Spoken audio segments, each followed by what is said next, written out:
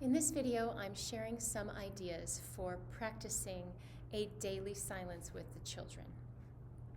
In our classroom here at Seton Montessori, we have an outside start. So when the children arrive, they go outside to enjoy the outdoor environment for about 15 to 20 minutes. And then after all the children have arrived, shortly after that, most days, we start to transition back inside. And then the children go outside again in the afternoon. But after the morning time, they come inside and they set up their classroom. So the children work together to move tables, to put down chairs, to put away all of the dishes that they washed and then they went through the sanitizer here at Seton, and they put away all the dishes, they water plants, they check the rugs, they fold any laundry that needs to be folded and put away, any classroom linens. So they really do a lot of work to set up their environment. And the adults, where they're supporting, but I'm really trying not to do too much because this is their classroom and this is part of their process that they do. We'll put our hands behind our backs and we'll walk around the classroom and we'll check the shelves to make sure everything is in order and ready for our day. And after we feel like the classroom is more or less set up, that things have pretty much gotten ready, I'll just go sit down on the line. And for this video, I'm just going to stay here again so you can see me. I'm going to stay closer to my camera, but I will just sit down and I'll close my eyes. And what I've been doing for this experiment that I've been doing this year, I sit down on the line and I just start counting slowly in my head. Because it's interesting data to gather. For me, it's interesting to learn how long it takes for the entire group to come and join me. And I've gotten to about 80. Somewhere in the 60, 70 to 80 is when the children are with me. And by the time I've reached, the slow count to 100, we're in silence and we're sitting together peacefully. This takes support from other teachers. It's not perfect. It's not that every single child is sitting on the line perfectly, still. This is a process. This takes time. So it's not perfect, but the majority of our community is with us on the line. Are some of them whispering to each other? Yes. Are some of them, their bodies are squirming? Yes. But I have loved doing this so much. I just find it's a very nice way to ground the energy and to reset ourselves. And now we've prepared our room, and now we're ready, and they're invited to go take out of work. So it's not an incredibly long silence, but I find it is one that is very meaningful. And years ago, I heard about this idea of just stopping. Or you ring the bell, and you just, invite your community. Let's make a silence. Let's take 3 deep breaths. Take 3 deep breaths together. You just pause. And then you go on with your day.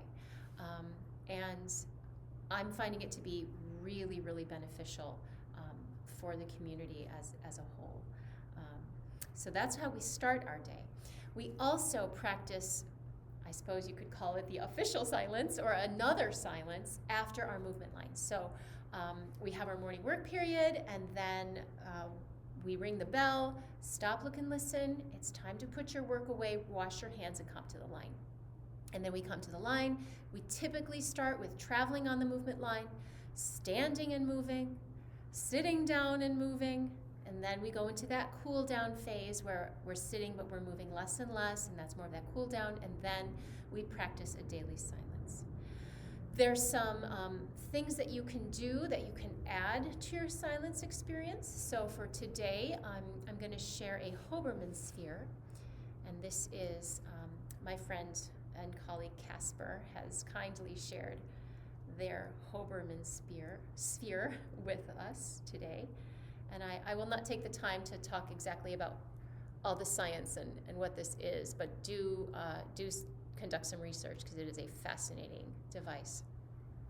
So how we can use a Hoberman sphere to make a silence is you can show it, I've shown it to the group ahead of time, and individual children can use it to make a silence whenever they'd like in the classroom, of course.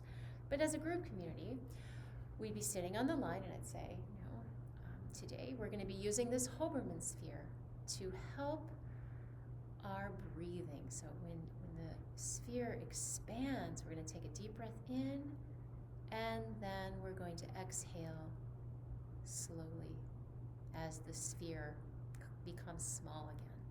So let's try this together. We're going to take 3 deep breaths using this Hoberman sphere.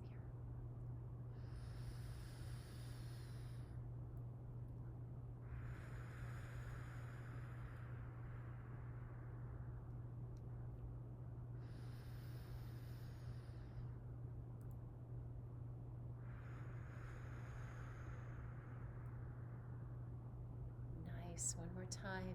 Breathe in and breathe out.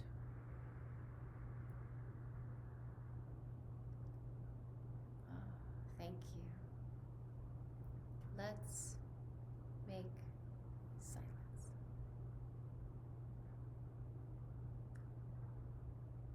And we're just sitting, maybe for 30 seconds. Maybe for a minute.